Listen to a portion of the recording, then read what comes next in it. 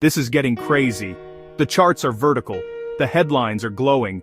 Everyone's convinced this time is different, but if history whispers one thing, it's that this feeling always shows up before the fall, before every major crash, from the dot-com bubble to the great financial crisis. And now in today's AI-driven mania, there's a familiar rhythm. Progress races ahead of reality. It's not panic that signals the turn, it's euphoria, the sense that everything finally works, that profits, innovation and optimism have conquered gravity itself.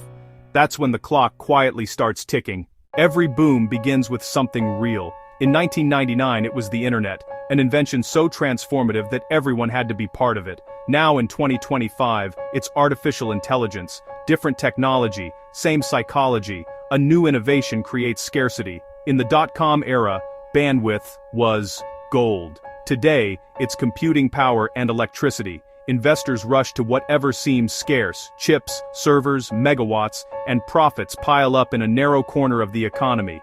Then capital floods in, chasing that same bottleneck, until supply overwhelms demand.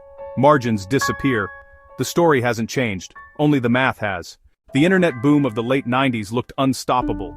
New companies added .com to their names and watched valuations explode. Day traders quit their jobs. Venture capital poured money into ideas written on napkins. Then the Nasdaq collapsed 80%. The technology survived. The balance sheets did not. Why? Because investors mistook a temporary constraint for a permanent business model. Once bandwidth stopped being scarce, the premium vanished overnight.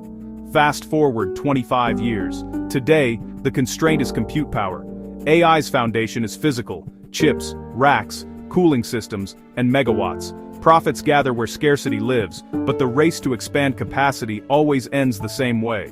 The bottleneck loosens, supply bunches, and a single blink in demand turns profit into inventory. Look around, massive data center campuses rising across North America, multi-billion-dollar power purchase agreements, transformers on backorder for years. Financial capital moves fast, physical capital does not. Permits, grids, and copper don't obey Wall Street's timelines. That's the mismatch that always hides inside late-stage booms. Just as in 1999, the market narrows. A handful of tech giants carry the entire index, and that narrow breadth makes the system fragile. One or two wobbles, and the whole structure sways.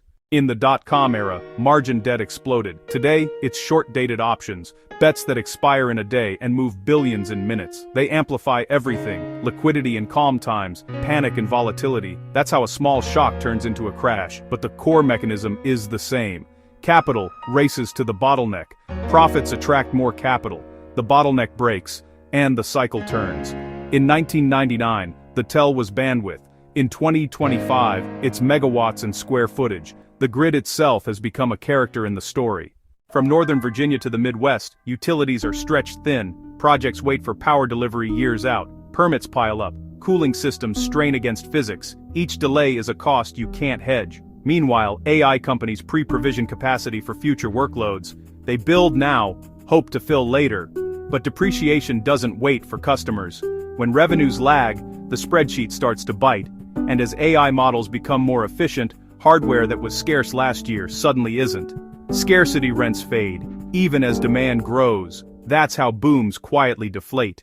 A few companies now dominate the indexes. 10 names make up almost half the S&P 500's value. Investors think they're diversified, but they're really placing one giant bet. It works beautifully until one leader misses earnings and the whole index shakes. Add rising interest rates and the problem compounds. When money costs something, valuations built on free money no longer add up. That's not fear, it's math. There are tells if you know where to look. Falling AI pricing and declining cloud margins. Rising margin debt or record-high leverage, a market led by fewer and fewer companies, policy changes to ration electricity or limit data center builds. Each signal means the constraint is real and that the system is stretching to its limit. If the cycle ends softly, AI capacity and demand will find balance, prices ease gently, margins normalize, leadership broadens, earnings stabilize. But if it ends hard, utilization drops fast, price cuts hit before costs fall, and a few bad earnings reports ripple through every index. That's how a boom turns into a bust, not because the technology failed, but because assumptions did. The dot-com crash didn't kill the internet, it made it grow up. The AI boom will do the same. The lesson is not to fear the future, it's to match your capital to the pace of reality. Progress is real, but when optimism outruns physics and policy, it always snaps back to earth. So when you see the headlines glow, the charts go parabolic, and everyone around you says this time is different, remember this pattern. Every bubble starts with truth and ends with timing. The winners aren't those who get there first. They're the ones who stay long enough to see the turn and survive it. 3 seconds.